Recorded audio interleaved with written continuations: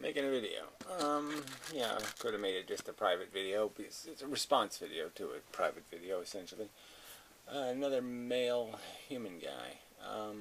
Yeah, I don't know whether he's the same as just another, but whatever.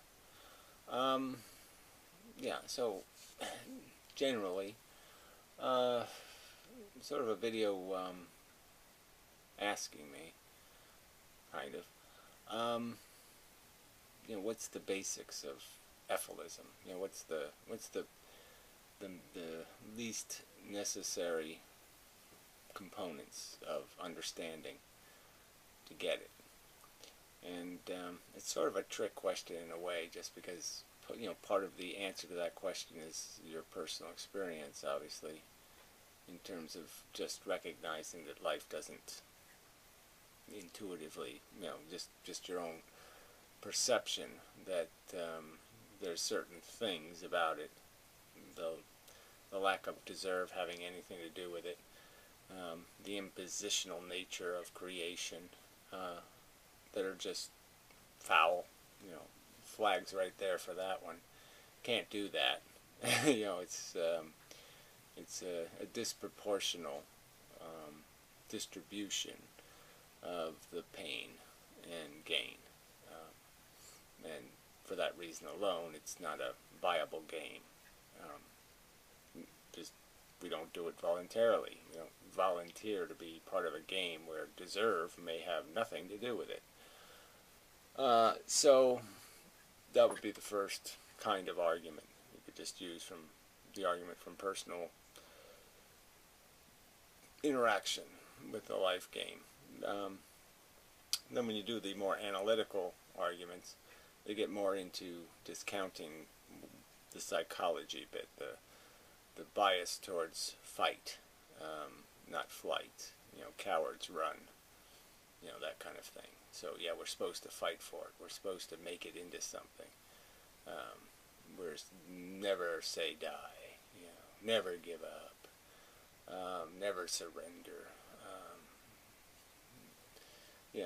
Being defeated perceptually. So that's sort of an ego argument. The argument from our psychology just makes this, game attractive, and but it's not like a rational thing. You don't rationally say, yes, make a need so you can satisfy a need. Something rational isn't going to find that an appealing notion. When there's no need to create need, and then satisfy it. And the logic is kind of simple. It gets into sort of the arguments where you just sort of say, you sort of understand that the absence of Martians and Plutonians or Uranians or all of these other things that could have been, their non-existence is not perceivable as a bad thing. So it's sort of the Benatar asymmetry argument in a sense, where you can certainly see that there's no harm, no negative in something not existing. I mean, there just isn't. It isn't perceivable as a bad condition. It's a nothing condition, not a bad condition. They aren't in purgatory somewhere saying, oh, please invent us, oh, please make us, oh, please create us, any of that crap. None of that's happening. Where the contrary, where somebody's in pain and they say, please give me some morphine, and they say, oh, sorry, we sold it for rice. Tough luck. Once you create the need, then there's all kinds of mess made. But the absence of the fairy tale is not discernible. There's lots of stories that don't exist. Nobody wrote them. Goldilocks and Red Riding Hood got written. Well, what if they didn't get written? Catastrophe? I don't think so. And the ones that are absent, it is not a catastrophe that they didn't get written. Just as the lives, the narratives we are living out, there's all kinds of lives that aren't being lived. Is it a tragedy? I don't think it can be manifested into one that's rationally describable. And so that's one of these arguments, that there's clear and apparent negative price paid for our existence. And if it's rationally looked at, there can't be any possibility for real gain, because there's no real loss. I mean, you can't say something's a real profit if when you take it away, there's no evidence that it's necessary or vital or important or useful. So it can't be a real thing. It can't be a real positive value if its absence doesn't leave some sort of negative deficit or some hole that's perceivable. And the only ones we perceive are the ones we're addicted to or attached to. Our personal narratives. That's an important story I'm doing. I'm telling an important story. Yeah, his story is bullshit. The story of the guy who doesn't exist, got aborted when he was a fetus, his story is really irrelevant. My story's important. It's important that I, bang that bitch. Yeah, because I'm alive. That's why. I'm in need. Just so many ways you can just, understand that. So then I would say there's another. So you can go with the psychology stuff in so many directions, just understanding how we're just desire machines. My brain thinks that there's probably at least 10,000 beautiful women that would be better off if they were introduced to me. Had my charming company for a few moments of their life. They couldn't, lose through the experience. Yeah, that's my narrative. That's my story. It's just a story. But anyway, so the third one is the getting more and more mechanical and just understanding what the universe is doing. This evolving matter thing, and that does the energy thing does the matter thing, the elements, and then the elements do the compound thing, and the compound thing ended up doing this DNA thing, which created this replicating molecule blueprint thing, which created the opportunity for a lot more creations. And that's all we are. We're just built to slaughter each other, to lay eggs and die, and that's really all that's going on here.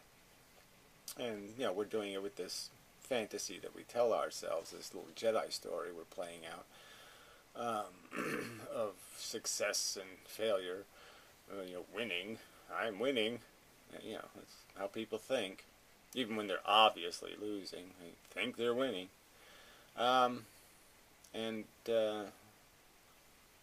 It's just it's an insidious mechanism.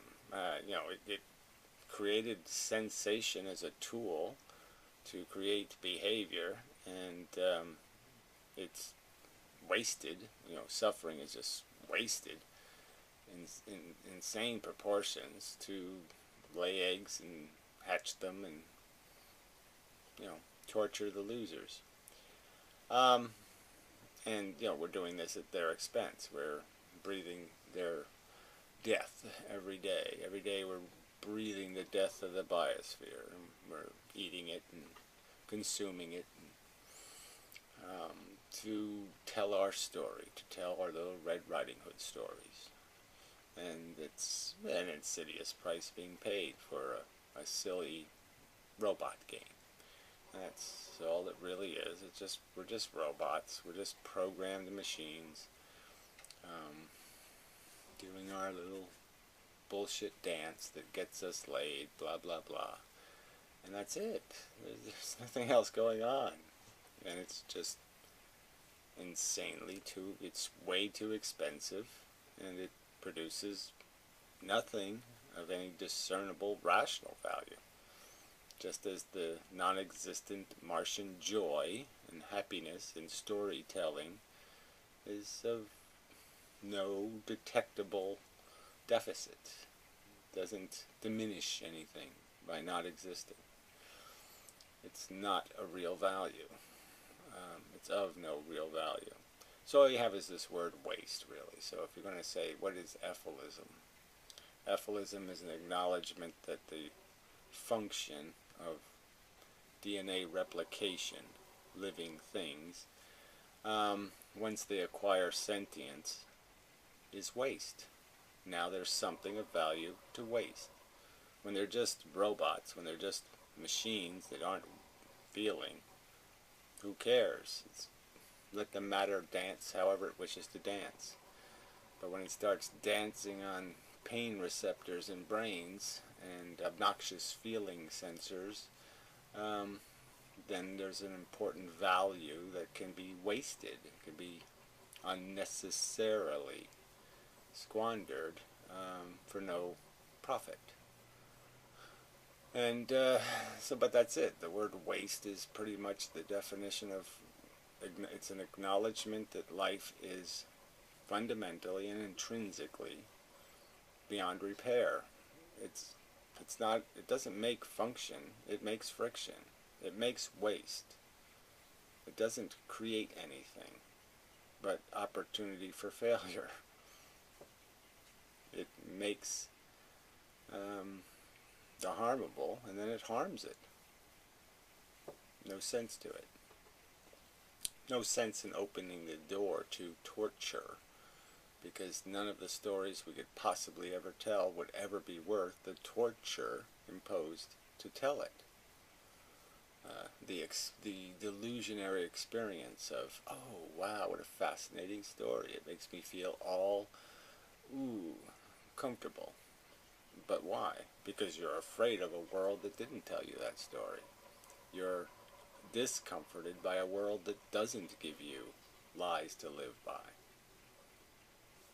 The native condition is miserable, and all you're trying to do is put band-aids on it, try to heal the wounds of existence, the wounds of need and deprivation, and we don't do it profitably. Even your emotions of love, if you're going to love passionately, it's because you were alone, miserable. Your need was unsatisfied. You have to walk the desert to acquire the thirst. And so even the things you think are free, a smile, some little pleasantry, they're not really free. The comfort you derive is going to be proportional to the hunger endured. Yeah. And more importantly, in the environment, in the DNA gone wild world, the waste is so much more, extensive. And it's the maintenance of that system of redundant torture and destruction that can't be justified. There's nothing we're doing that can justify it. So, yeah, I don't know if I want to beat this one to death, but yeah, it's something I have to put into written words. It's part of the book ideas, isolating, I guess, these different arguments. But one argument is like the Frankenstein argument, that there's nothing in the good that can pay for the imposition of the bad. It's just wrong to impose on something, something like torture. Yeah. And, and the other argument is more to do with just this fundamental nature of the psychology, and the fact that even though we think there's a game to play, it's a loser's game. You're just fighting to get to the surface of the water. You're fighting not to drown. You're not going to profit from this experience. You're just going to minimize your losses. And you'll feel grateful. Hey, I'm grateful I don't have. And you can go through the list of all the things you can be grateful you don't have. 2 heads. A dead brother stuck to my side. Lots of things I don't have, and I can be grateful for that. I can feel good. Oh, I don't have it as bad as that. But that's an artificial comfort. And it'll get you to the surface. It'll get you a gasp of air. But you shouldn't need the air in the first place. So, yeah, I think it's probably, I guess it's, I, you know, you probably don't know. That's why I gotta make videos, right? Because you don't know.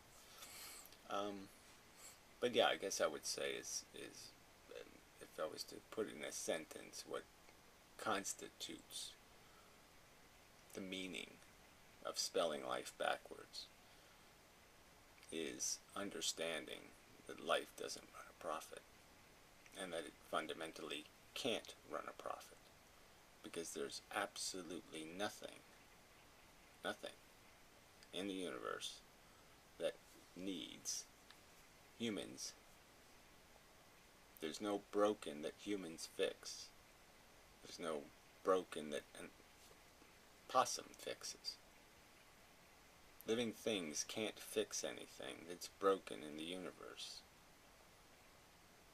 There's just no potential to be productive. There's no deficit that living things fix. And that's how the system runs. It's a fixed deficit world. It's a get out of debt system. It's not a profit system. So anyway, now that's enough, I think. Pain, side of my head. Anyway, to get these, whatever, getting old thing or something, I don't know.